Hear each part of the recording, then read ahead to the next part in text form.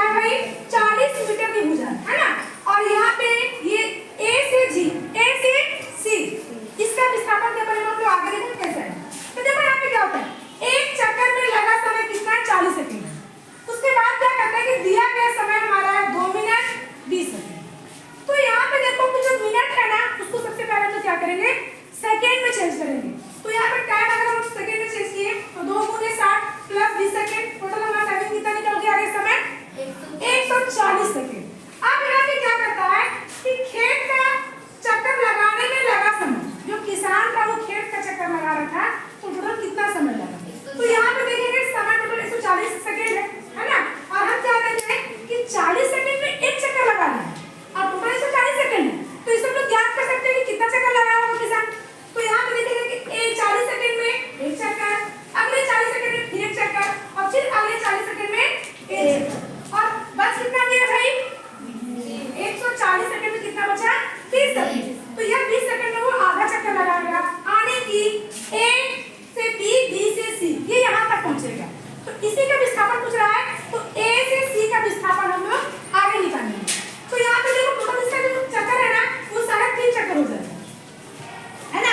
हम लोग क्या निकालेंगे विस्थापन का परिमाण निकालेंगे। तो विस्थापन का परिमाण हम लोग A से C देखें तो यहाँ पे क्या लगेगा तो पाइथागोरस प्रमेय से आगे विकर्ण का स्क्वायर बराबर क्या होता है लंब का स्क्वायर प्लस आधार का स्क्वायर। अब यहाँ देखो लंब हमारा क्या है इसमें विकर्ण जो है वो AC का स्क्वायर हो जाएगा और लंब हमारा क्या होगा AD का स्क्वायर प्लस DC का स्क्वायर है ना। और जो भी इसका वैल्यू है AC का स्क्वायर हम निकालेंगे तो AD यानी इसकी प्रत्येक भुजा कितना है 10 मीटर की भुजा। तो AD की जगह पे 10 मीटर हमें स्क्वायर मिलेगा इसका प्लस 10 का स्क्वायर मिलेगा इसका। अब इन दोनों का स्क्वायर करेंगे तो 100 + 100 है ना।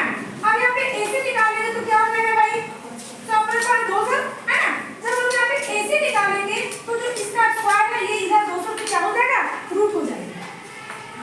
जब 200 का रूट निकालेंगे ना तो हमारा निकल के आएगा 14.14 मीटर। ये हमारे किसान का विस्थापन निकल के आ गया है ना। जब लोग अगर रूट निकालेंगे तो उसके लिए यहाँ पे हम यहाँ पे सिखाए हैं कि 200 का रूट निकालें है ना। तो इसका जो हमारा आंसर आया 14.14 ये यहाँ पे तुम देख सकती हो।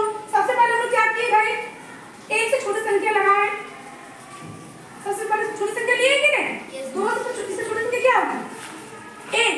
अगर 1 से तो गुना करेंगे तो 2 जो गुना करने के बाद इसका आएगा वो 2 से बड़ा नहीं छोटा होगा है ना। तो फिर इसको गुना किए, यहाँ गुना करने के बाद यहाँ पे 1 लिखे और ये यहाँ पे क्या करते हैं इसको हम लोग जोड़ देते हैं। उसके बाद यहाँ पे क्या हो गया 2 0 यहाँ उतार दिए है ना।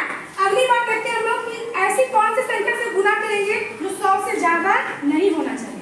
तो हम लोग लगा के देखेंगे तो 4 लगाए तो यहाँ 4 से इसको गुना करेंगे 4 × 4 = 16 के 6 हाथ में 1 और 4 दूनी 8 में 9। तो इस तरह पूरा देख सकते हो। यहाँ पे हम लोग वर्गमूल निकाल के बताए हैं और इसका जो 200 का जो वर्गमूल है वो कितना निकल के आया है 14.14 मीटर।